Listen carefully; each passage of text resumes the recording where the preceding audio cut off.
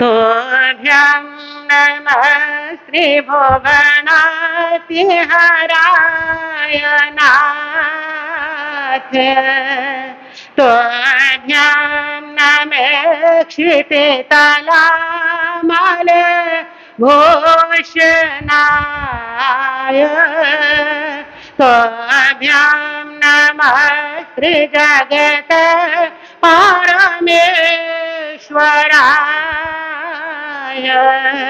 तोभ्यं नमो जिन भवोदधि शोषणाय।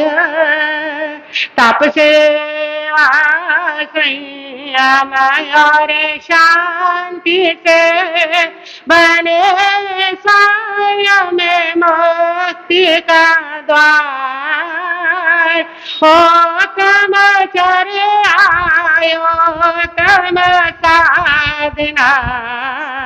ओ तम था जिनका आचार।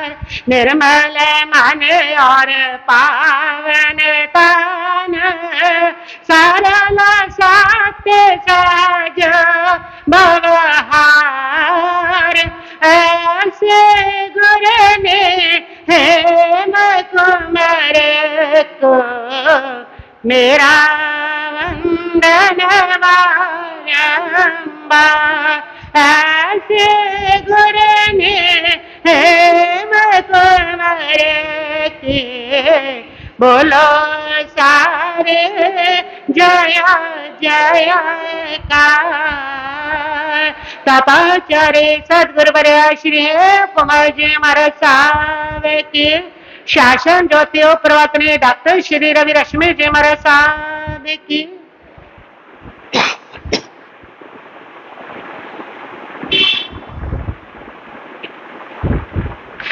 शमन संघीय महामंत्री पूज्य गुरुदेव श्री सौभाग्य मणि जी महाराज साहब, युग पुरुष उपाध्याय भगवान ज्ञानदाता पूज्य श्री प्रवीण ऋषि जी महाराज साहब, मन जीवन निर्मात्री शमनी स्वामिनी सदगुरुवर्या डॉक्टर श्री रवि रश्मि जी महाराज साहब के पावन चरण कमलों में वंदन नमस्कार करने के पश्चात उपस्थित भव्य आत्मा, जैसा कि आप लोग जानते ही हैं कि आज हम सब लोग द्वितीय पटधर आचार्य सम्राट पूज्य श्री आनंद ऋषि जी महाराज साहब की जन्मोत्सव मनाने के लिए एकत्रित हुए हैं।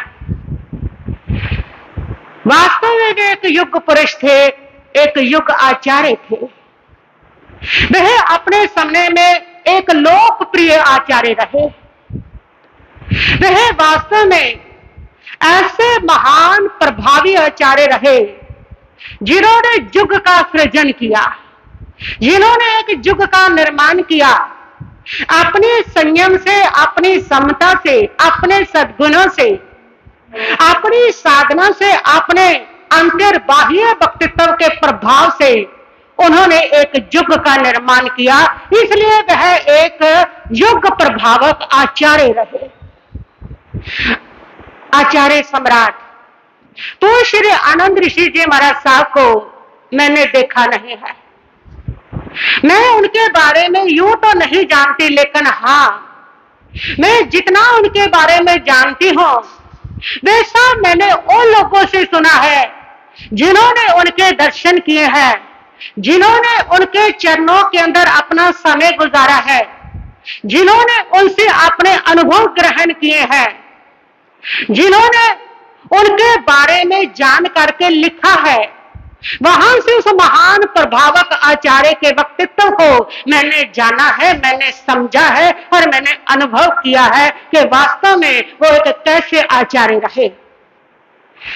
वास्तव में प्रारंभिक अवस्था से लेकर के मैंने पाया अंतिम अवस्था तक वह लाखों लोगों के आकर्षण का केंद्र रहे। उनका जन्म महाराष्ट्र के चिंचौड़ी ग्राम में, छोटे से ग्राम में हुआ। पिता देवी चंद जी गोगलिया, मां हुलसा बाई को उनके माता पिता बनने का सौभाग्य प्राप्त हुआ।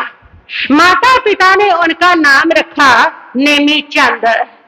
नेमी चंद माता पिता ने शायद इसीलिए रखा था कि ये बालक कभी ना कभी भगवान नेमी चंद के गुणों को प्राप्त करेगा। और माता पिता के दिए हुए इस नाम को उन्होंने सार्थक कर दिखाया। जो पथ भगवान नेमीनाथ का था, उसी पथ को उस बालक ने चुना। नाम का बड़ा प्रभाव होता है। नाम के परमाणु जो पुद्गल होते हैं, वह व्यक्ति को संबंधित करते हैं, वह उसको उसकी ओर आकर्षित भी करते हैं। इसलिए हमेशा जो नाम है वह बच्चे का सार्थक ही रखना चाहिए, ताकि उस नाम के गुणों का जो संक्रमण है, उस नाम के प्रभाव का जो संक्रमण है, वो वह बच्चे के भीतर हो सके। इसलिए हमेशा अच्छे और सार्थक नाम रखने चाहिए। बड़े समझदार रहे होंगे माँ बाप, जिन्होंने बड़ा सार्थक नाम रखा। माँ बाप का तप भी था, जिसके कारण एक ऐसे महान प्रभावक बच्चे को जन्म दिया, जिसने आकर के पूरे एक युग का सृजन किया। बिना माँ बाप के पुण्य के किसी महापुरुष को वो माँ बाप जन्म नहीं दे सकते हैं। किसी महापुरुष को जन्म देने के लिए माँ बाप के लिए अपार संयम, अपार साधना, अपार सरलता, अपार सद्गुण, अपार पुण्य होता है। तब जाकर के वो जो माता पिता होते हैं, किसी महापुरुष को जन्म दे पाते हैं। ऐसी ही वीरांगना थी वो माँ हुल्सा, जो अपने बच्चे को बचपन से सुसंस्कारों से संस्कारित करने लगे। धर्म के संस्कार जिसने कूट कूट करके उस बाल मन के अंदर भरे, और बचपन से ही वो आकर्षण का केंद्र रहे। छोटे से थे जब वो भजन गाने लगते, इतना सुंदर, इतना मधुर भजन गाते थे कि लोग सुन करके मंत्र मुग्ध हो जाते थे। गांव की चौपाल पर शाम के समय लोग उनको बुलाने आ जाते थे और बुला करके उनका भजन सुनते थे। सारे गांव के लोग इकट्ठे हो जाते, वो एक तक इंतजार करते रहते, नेमी चंद आए और वो हमें भजन सुनाए। जिसे नेमी चंद नहीं भी पहुंच पाते थे, लोग घर में बुलाने के लिए चले जाते थे, और जब वो भजन गाते थे तो लोग मंत्र मुग्ध हो जाते थे। ऐसा उनका आकर्षण था। जो आत्माएं पवित्र होती है, जो आत्माएं दिव्य होती है, जो आत्माएं हलुकर्मी होती है, प्रारंभ से ही उसके व्यक्तित्व का जो आकर्षण है वो लोगों के मन में बना रहता है। ऐसा प्रभावी आकर्षण व्यक्तित्व वो नेमी चंद बालक अभी छोटे से ही है। और जो माँ है वह समझती है, वह सोचती है, कोई ऐसा आचार्य, ऐसा महान प्रभावक संत मेरे नगर के अंदर आ जाए, नेमी चंद यदि प्रतिक्रमण सुन ले तो गांव के लोगों को लाभ मिल सकता है। और उस नेमी चंद और उस माँ की पवित्र भावनाओं के आकर्षण से, और ऐसा एक महान सदगुरु आकर्षित हो करके पहुंचता है उस चंचौड़ी ग्राम में, जिनका नाम है रतन ऋषि जी महाराज। रतन ऋषि जी महाराज पहुंचे और माँ अपने बच्चे नेमी चंद के साथ स्थानक में आई। नेमी चंद प्रतिक्रमण सीखने लगे, और उस गुरु ने उस नेमी चंद की मुख मुद्रा को देखा, उसकी सरलता को देखा, उसकी क्षमता को देखा, उसकी तीव्र बुद्धि, और उसके साथ साथ उसकी ग्रहण शक्ति के प्रति गुरु रतन ऋषि जो है वो आकर्षित हुए बिना नहीं रह सके। कितना प्रभावक आकर्षक व्यक्तित्व होगा जिसने गुरु को आकर्षित कर दिया। गुरु को आकर्षित कर लेना कोई सहज नहीं हुआ करता। उसके लिए भीतर की दिव्यता, भव्यता चाहिए होती है, तब जाकर के कोई जो गुरु है वो क्या होता है, किसी शिष्य के प्रति आकर्षित हो सकता है। और वह गुरु सोचने लगे, यदि ये बालक मुझे मिल जाए, ये बालक जिन शासन को मिल जाए, जिन शासन की सेवा में समर्पित हो जाए, ये बालक एक युग का निर्माण करेगा। ये बालक जिन शासन की महत्व प्रभावना करेगा। और जब माँ हुल्साबाई आती है तो रतन ऋषि महाराज साहब यही कहते हैं कि माँ ये बालक मुझे सौंप दो, ये बालक जिन शासन को सौंप दो, तुम्हारा ये बालक इतिहास लिखेगा, तुम्हारा ये बालक लोगों के जीवन में रोशनी भरेगा, तुम्हारा ये जो बालक है ये हजारों लोगों के आंसू पोंछेगा। तुम इस बालक को जिस शासन को समर्पित कर दो, तो तुम एक वीरांगना मां बनो। और वो वास्तव में एक वीरांगना मां थी। और उसने जब देखा कि एक महान गुरु ने पढ़ लिया है कि मेरा जो बच्चा है वो जिन शासन की प्रभावना करेगा, उसने जिन शासन के लिए अपना वो छोटा सा बच्चा समर्पित कर दिया। उस जौहरी ने हीरे को पहचान लिया। जौहरी ही हीरे के प्रति आकर्षित हुआ करता है। जौहरी ही हीरे को पहचान पाता है। हीरे का आकर्षण होता है जो जौहरी को अपने प्रति आकर्षित कर लेता है। ये वास्तव में उस दिव्य भव्य आत्मा का आकर्षण था जो एक ऐसा महान गुरु उनके प्रति क्या हुए, आकर्षित हुए। और उस जौहरी ने उस अनघड़ हीरे को अपने हाथों में ले लिया। अपने अनुशासन से वो उसको घटने लगे। ये वो रतन ऋषि गुरु थे जो आज तक किसी शिष्य के प्रति आकर्षित नहीं हुए थे, जो एकल विहारी थे, एकांत विहारी थे। इसलिए कि कोई शिष्य उनके नियमों पर, उनकी सोच पर, उनके संयम पर कोई शिष्य उनके अनुसार बैठ ही नहीं पाता था। वो किसी शिष्य के प्रति आज तक आकर्षित नहीं हो पाए थे। आज उनको वो मिले हैं दिव्य भव्य आत्मा जिनके प्रति उनका आकर्षण हुआ। उन्होंने उस हीरे को अपने हाथ में लिया, उसको घरने लगे और वो हीरा इतना समर्पित कि जैसे गुरु घाटते चले गए, जैसे गुरु उसके ऊपर हथेलियां हंसोने अनुशासन की चलाते चले गए, वो वैसे ही समर्पण के साथ उनको स्वीकार करता चला गया। रतन ऋषि गुरु का इतना कठोर अनुशासन रहा है कि उनके पास कोई शिष्य टिक नहीं सका। और वो पहले शिष्य थे ऐसे समर्पित जिसने गुरु के नाम को अजर अमर कर दिया, गुरु के नाम को अलौकिक कर दिया। और तभी तो गुरु का आकर्षण हुआ था। तभी तो गुरु ने एक अपनी जोनी फैला करके एक मां से भीख मांगी थी उस बच्चे की। नहीं तो गुरु किसी से कभी कुछ मांगता नहीं। गुरु तो वो होता है जो किसी को देता ही दिया करता है।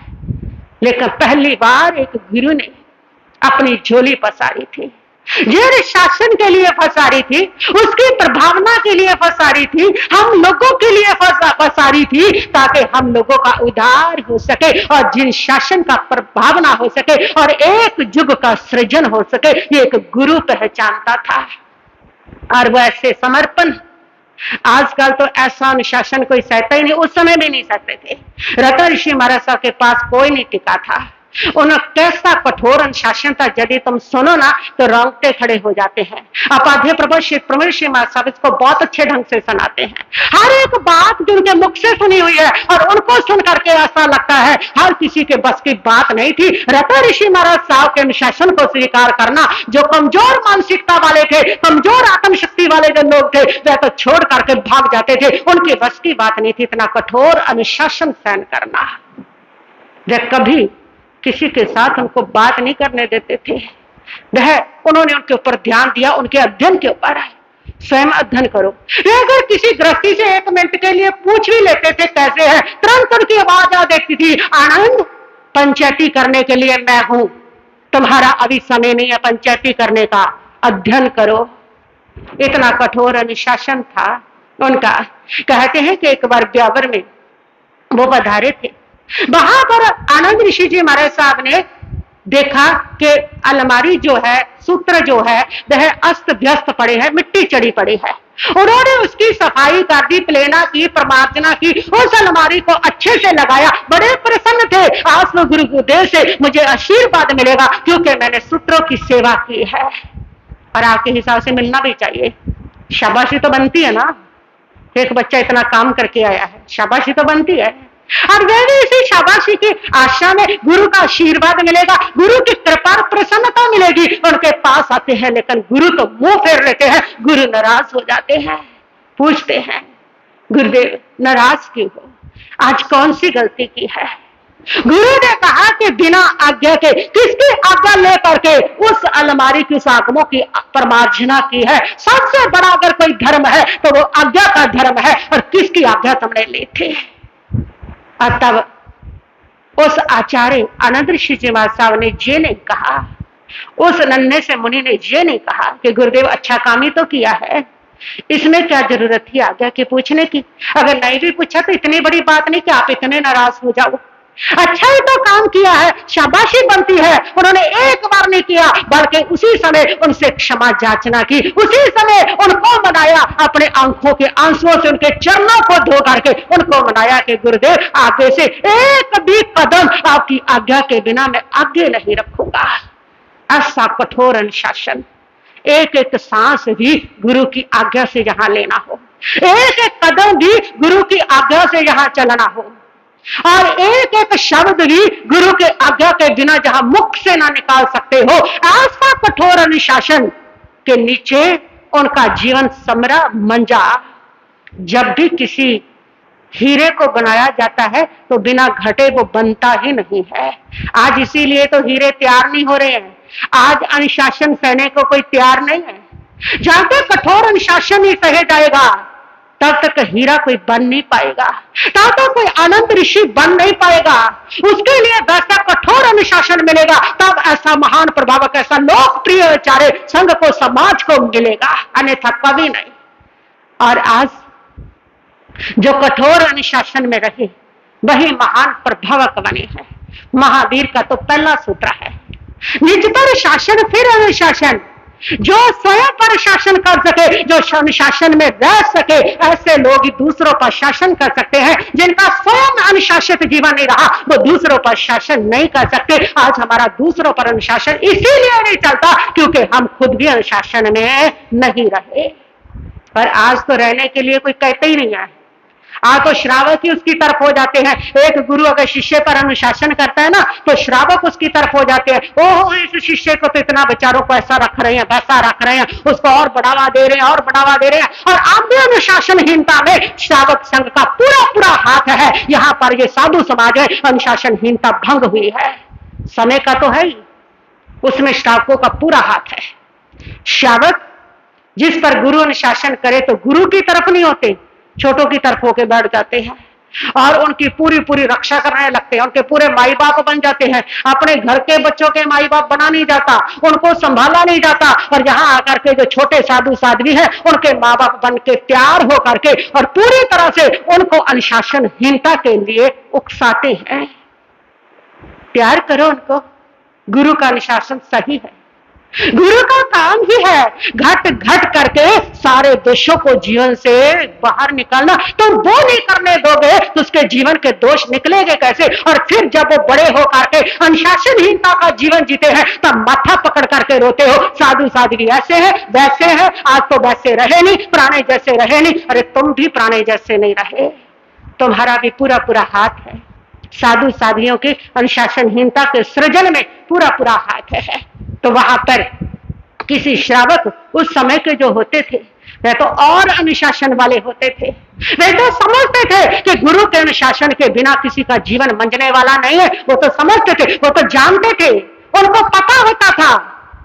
लेकिन आजकल वो पता ही नहीं है। आजकल तो लगता है लोगों के जीवन में शायद दया और करुणा ज्यादा ही बढ़ गई है। वो इतनी ज्यादा बढ़ गई है कि अनुशासन के ऊपर भी प्रभावी हो गई है। उस दया और करुणा ने अनुशासन को समाप्त कर दिया है, इतनी बढ़ गई है। हमारी सोच ही ऐसी हो गई है। तो इतने अनुशासन में वो रहे, तभी तो वो एक युग प्रभावक, वो आचार्य बने, आकर्षण का केंद्र बने, वो गुरु के आकर्षण का केंद्र बने। 13 वर्ष की नन्ही सी उम्र में बहुत ज्ञान प्राप्त कर चुके थे। उनकी दीक्षा हुई और दीक्षा होने के बाद उन्होंने जैन जिनेतर सभी ग्रंथों का अध्ययन किया। और वो छोटे से बाल मुनि जहां जाते मौन सेट होते थे, तब भी सबके आकर्षण का केंद्र बने रहते थे।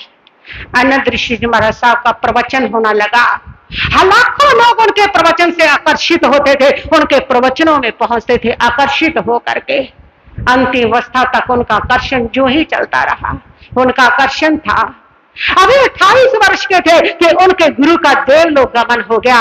और उस समय आचार्य थे ऋषि संप्रदाय के देव ऋषि जी महाराज साहब। और उनके देवलोक गमन के बाद बड़े बड़े संतों ने, बड़े बड़े संयम पालने वाले महान पुरुषों ने आचार्य आनंद ऋषि जो छोटे से संत थे उनको अपना आचार्य मान लिया। ये उनके अद्भुत व्यक्तित्व का आकर्षण था। बड़े बड़ों ने आचार्य मान लेना, एक छोटे से संत को ऋषि संप्रदाय के आचार्य बने। उसके बाद अजमेर में ब्यावर में जो सम्मेलन हुआ, वहां पर उनको 5 संप्रदाय वहां पर एकत्रित हुए। 5 संप्रदाय के आचार्यों ने अपने अपने आचार्य पद का त्याग करके एकता का बिगुल बजाया कि संघ को, समाज को एक होना चाहिए, और तभी जा करके संघ और जो समाज है वो विकास करेगा। एकता के बिना किसी का विकास नहीं हुआ। जितने भी देश विकसित हुए हैं, जितने समाज विकसित हुए, जितने धर्म विकसित हुए हैं, ये वही समाज, देश, राष्ट्र विकसित हो सके जिनके अंदर एकता थी। जिनके अंदर एकता थी वो कभी ताकत के रूप में खड़े नहीं रह सके, और ये वो जानते थे। और उस समय बहुत ज्यादा संप्रदाय थे, और उसको एक करने के लिए एक बिगुल बजाया गया। और ऋषि संप्रदाय के आचार्य आनंद ऋषि जी महाराज साहब थे। इन्होंने कहा कि यदि एकता के लिए आचार्य पद का त्याग करना है, मैं सबसे पहले उनके अंदर अपने आचार्य पद का त्याग करूंगा। और उस समय 5 आचार्यों ने अपने अपने पद का त्याग किया, और 5 आचार्यों ने और बाकी साधु समाध्याय ने आचार्य आनंद ऋषि जी महाराज साहब के वक्तव्य से प्रभावित होकर, उनके आकर्षण से प्रभावित होकर के प्रधानमंत्री उनको चुना। फिर उसके बाद उनको उपाध्याय पद दिया गया। फिर उसके बाद वो लंबे समय तक प्रधानमंत्री पद पर रहे, युवाचार्य पद पर भी वो रहे, और उसके बाद उनको श्रमण संघ के द्वितीय पटधर आचार्य के रूप में मनोनीत किया गया। ये उनका आकर्षण था। कुछ होते हैं जिनके कारण पद सुशोभित होते हैं। ये वो व्यक्तित्व होते हैं जो भीतर से महान होते हैं। जो भीतर से महान होते हैं, ऐसे व्यक्तित्व वाले जो लोग होते हैं वो पदों को सुशोभित करते हैं, उनके कारण से पद सुशोभित होते हैं। और कुछ होते हैं जो भीतर से महान तो नहीं होते, लेकिन बाहर से महान बनने का जो नाटक करते हैं, उनका जो है उनको पद सुशोभित करते हैं। वो उनके कारण से पद सुशोभित नहीं हुआ करते, वो पदों के कारण सुशोभित होते हैं। उनसे अगर पद उतर जाए तो उनका अपना कोई प्रभाव नहीं है, कोई लोकप्रियता नहीं है। कुछ होते हैं जिनका प्रभाव, जिनकी लोकप्रियता सिर्फ पद के कारण होती है, और कुछ होते हैं कि जो पदों को सुशोभित कर देते हैं, जिनके कारण पद लोकप्रिय हो जाते हैं। आचार्य आनंद ऋषि जी महाराज साहब वो थे जिनके कारण पद सुशोभित हुआ था, जिनके कारण पद लोकप्रिय हुआ था। इतना लोकप्रिय आचार्य पद हुआ था कि आचार्य का प्रभाव पूरे समाज में, पूरे भारतवर्ष में फैला हुआ था। और कैसा फैला हुआ था, यहाँ बैठा हुआ हर व्यक्ति, हर बुजुर्ग जिसने दर्शन किए हैं वो जानता है कैसा फैला हुआ था उनका प्रभाव। और मैं स्वयं हैरान थी जब मैंने दीक्षा ली ना, तो मैं समाना में गई। वहां पर मैंने देखा कि बहनें रात को चौवीसी गा रही थी, और वो चौवीसी गा रही थी आचार्य आनंद ऋषि जी महाराज साहब के तीर्थंकरों के साथ। मैंने पहली बार देखा किसी आचार्य की चौवीसी गाई जा रही है। उसके बाद मैंने साधु साधियों को गाते देखा। मैंने स्थान स्थान पर उनकी चौवीसी को सुना, और वो चौवीसी थी, उनके बोल मैं सुनाना चाहूंगी जो समाना की बहनें गा रही थी।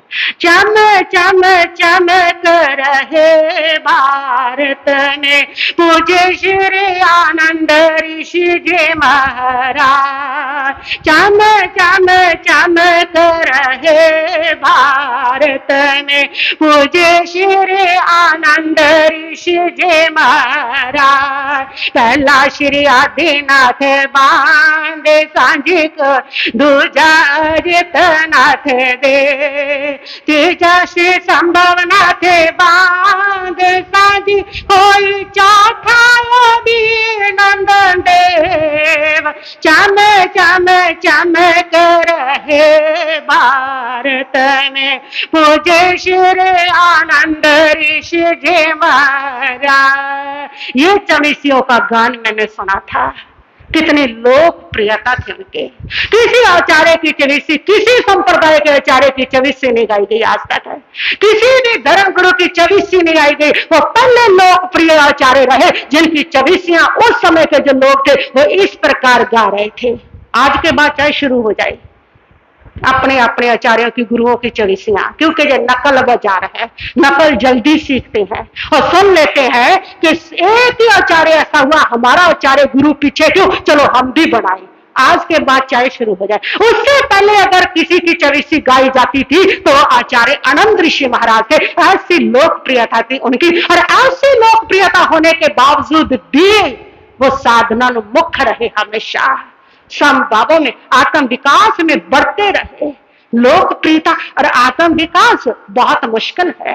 लोकप्रिय हो जाने के बाद बड़े बड़े जो महारथी है वो फिसल जाया करते हैं, वो प्रपंच में उलझ जाया करते हैं, वो अभिमान में आ जाया करते हैं। बहुत मुश्किल होता है। जो भीतर से महान होता है उनको लोकप्रियता कभी भी फिसलने नहीं देती है।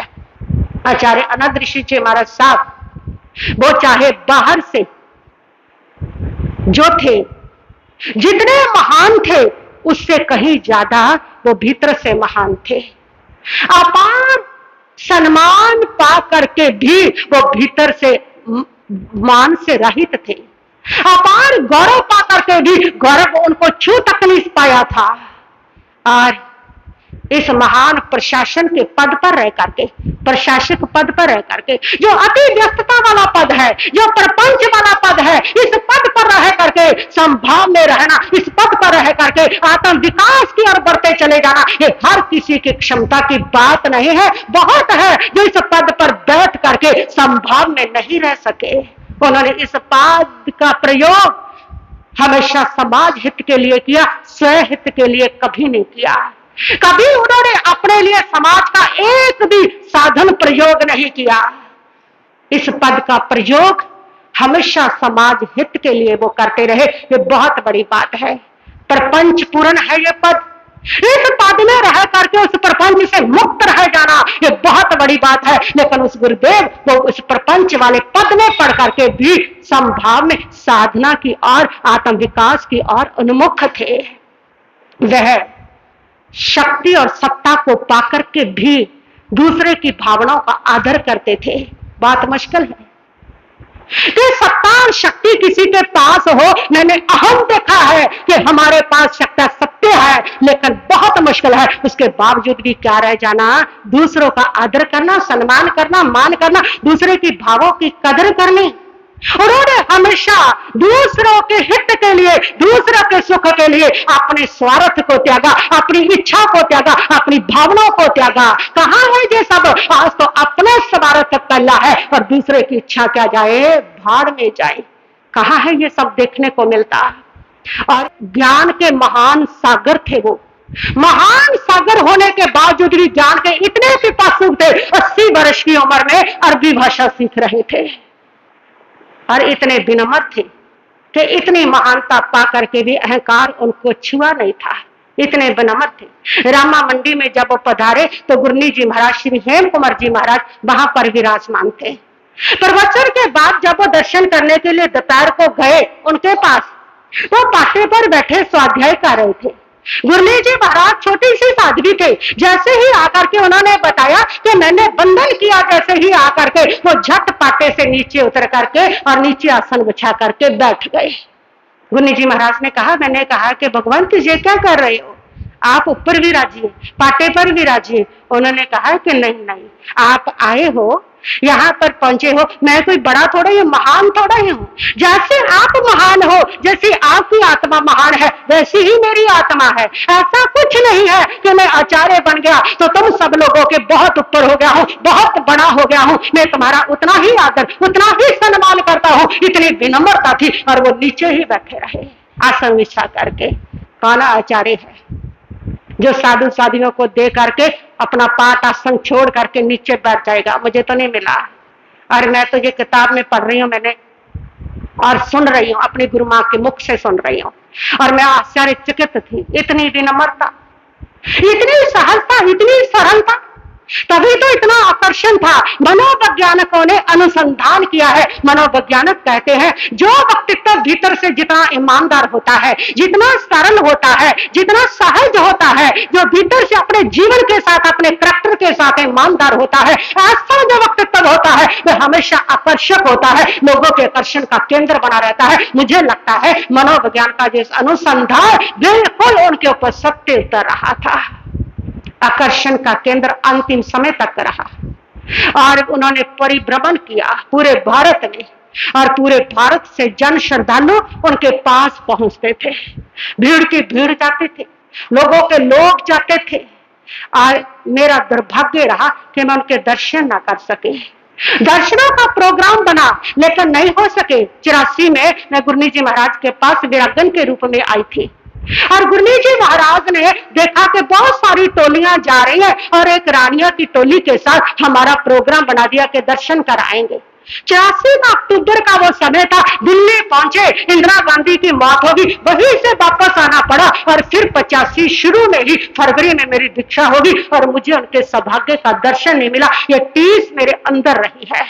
मैं आज भी मानती हूं कि वो सौभाग्यशाली रहे वो लोग जिनको उनके दर्शन करने का सौभाग्य मिला। पवित्र हो गए उनके नयन जिन्होंने उनके दर्शन किए, पवित्र हो गए उनका तन मन हाथ जिन्होंने उनके चरणों को छुआ, उनकी चरण की धूलि मस्तक पर लगाई। पवित्र होगी वो आंखें, पवित्र हो गए वो हाथ जिन्होंने उनका स्पर्श किया होगा। ऐसे वो महान प्रभावक आचार्य रहे और उनका जो प्रभाव था फैलता ही चला गया। मैं जयतारण में रूपमुनि जी महाराज रज्जत राजस्थान के प्रवर्तक उनके पास जब गई तो उन्होंने एक बात मुझसे कही। उन्होंने कहा कि जो प्रभाव आचार्य आनंद ऋषि महाराज साहब का फैला वो प्रभाव अब तक किसी आचार्य का, वर्तमान के किसी आचार्य का नहीं फैला, किसी का नहीं फैल सका। उन्होंने कहा कि ऐसा प्रभाव, एक छत्तर प्रभाव रहा, एक छत्तर जश, उनकी कीर्ति, उनकी सारल जो थी ऐसी थी। उसका कारण था उनका अंतर का वक्तव्य इतना आकर्षक था, इतना आध्यात्मिक था, इतना संयमित था, इतना अनुशासनात्मक था उनका आंतरिक वक्तव्य। और उस अंतर वक्तव्य की वो सौरभ थी जो पूरे भारत में फैल रहे थे। लोग के लोग उनके पास जाते थे। अंतिम समय में वो अहमदनगर में बैठ गए। अहमदनगर में लाखों लोग उनके प्रवचनों में पहुंचते, भारत के विविध अंचलों से चल करके प्रतिदिन लाखों लोग। फिर धीरे धीरे उनका प्रवचन बंद हो गया, वृद्ध अवस्था आने लगी। मंगल पाठ होता, उनके मंगल पाठ में जो भीड़ होती थी, लाखों के लोग पहुंचते थे, पूरा नगर उनको वंदन करने के लिए जाता था। फिर उतना भी बुढ़ापे के कारण मंगल पाठ भी नहीं दिया जाता, तब भी लाखों लोग श्रद्धा के पुष्प लेकर के सिर्फ उनकी दृष्टि मेरे पर पड़ जाए इसके लिए पहुंचते थे। लाखों लोग जब उनको आंखों से देखना भी, आंखें खुलनी भी बंद हो गई, उनकी वृद्ध अवस्था के कारण पूरी आंखें नहीं खोल पाते थे, तो सिर्फ लाखों लोग उनके पावन विग्रह का, पावन देह का दर्शन करने के लिए पहुंचते थे। लोग पूछते थे इतनी भीड़ को देख करके कि अहमदनगर में ऐसा कौन सा देव विराजमान है जिसके लिए लाखों लोग श्रद्धा के पुष्प लेकर के और पहुंच रहे हैं, लाखों लोग आ रहे हैं। कौन थे वो देव? वो देव थे, वो महापुरुष थे, वो भगवान थे, आचार्य सम्राट पूज्य श्री आनंद ऋषि जी महाराज साहब। आज उस महान आचार्य का जन्मदिन है। वो एक महाग्रंथ है, वो एक वास्तव में महाशास्त्र है। उनको ना बताया जा सकता है, ना सुनाया जा सकता है। उनका जो जीवन है, यदि पूरा जीवन भी सुनाते चले जाओ तो भी उनका जीवन सुनाया नहीं जा सकता। एक एक सांस जिस प्रकार उन्होंने संयम से जी, एक एक उनके जीवन का जो पल है, जिस प्रकार उन्होंने अपने जीवन का समाज का सृजन किया, उस सारे सृजन को ना सुनाया जा सकता, ना बताया जा सकता है। स्वयं के व्यक्तित्व का भी सृजन किया और पूरे समाज का, संघ का भी सृजन किया। एक एक पल में सृजन था उनका, उस सृजन को नहीं बताया जा सकता। पूरी उम्र भी कोई सुनाता रहे ना तो भी नहीं सुनाया जा सकता। 10-15 मिनट में तो बस जितना सुना सकती थी टूटी फूटी भाषा में मैंने उतना सुनाया है, लेकिन मुझे सेटिस्फैक्शन नहीं है कि मैं उनके बारे में एक शब्द भी मैं अच्छे से सुना पाई हूँ, उनके जीवन का कोई एक पहलू भी मैं अच्छे से सुना पाई हूँ। मुझे नहीं लगा कि मैं कभी सुना भी सकती हूँ, क्योंकि उनका व्यक्तित्व इतना ऊंचा, इतना महान रहा है। वो वास्तव में स्थित प्रज्ञ थे कि अनुकूल प्रतिकूल परिस्थितियों में कभी उनकी समता नहीं खोई। मैंने एक ऐसे साधक की रचना पढ़ी जिन्होंने लिखा कि हमने कभी आचार्य श्री आनंद ऋषि जी महाराज को कभी आवेश की अवस्था में, कभी उत्तेजना की अवस्था में, कभी गुस्से की अवस्था में कभी नहीं देखा। वो वास्तव में एक स्थित प्रज्ञ साधक थे। उनकी समता सुमेरु से ऊंची थी। उनका वक्तव्य महान था। वे वास्तव में एक युग आचार्य थे। उन्होंने कभी किसी को संप्रदायवाद में नहीं बांधा। वे हमेशा कहते थे संप्रदायवाद का जहर और जनरेशन की नसों में भरना ये समाज के साथ गद्दारी है, ये संघ को तोड़ना है, और जो महावीर के शासन को तोड़ता है, महावीर के संघ को तोड़ता है, वो महावीर का बहुत बड़ा गुनाहगार है। इसलिए वो संप्रदाय से बहुत ऊपर थे। यही कारण था कि उनके पास हम हर संप्रदाय के साधु साध्वी श्रद्धा के साथ आते थे और उनके पास आकर के श्रद्धा के साथ ही आस्था को लेकर के जाते थे। वो ऐसे महान प्रभावक आचार्य थे, सही अर्थों में वो युग पुरुष थे जिन्होंने एक युग का सृजन किया था। ऐसे महान प्रभावक आचार्य का आज जन्मदिन है। बात बात बधाई आज सब लोगों को। करोड़ों पुण्य से ऐसे महान प्रभावक आचार्य संघ को मिलते हैं, और हमारा उस समय करोड़ों पुण्य का उदय था कि ऐसे महान आचार्य, ऐसी महान चेतना हमारे संघ ने पाई थी। वो हमारे करोड़ों पुण्य का उदय था। तो आज ऐसे उस महान प्रभावक आचार्य के जन्मदिन पर हम अपनी अपनी जो श्रद्धा है उसको समर्पित करते हैं। ओम शांति शांति भवतु।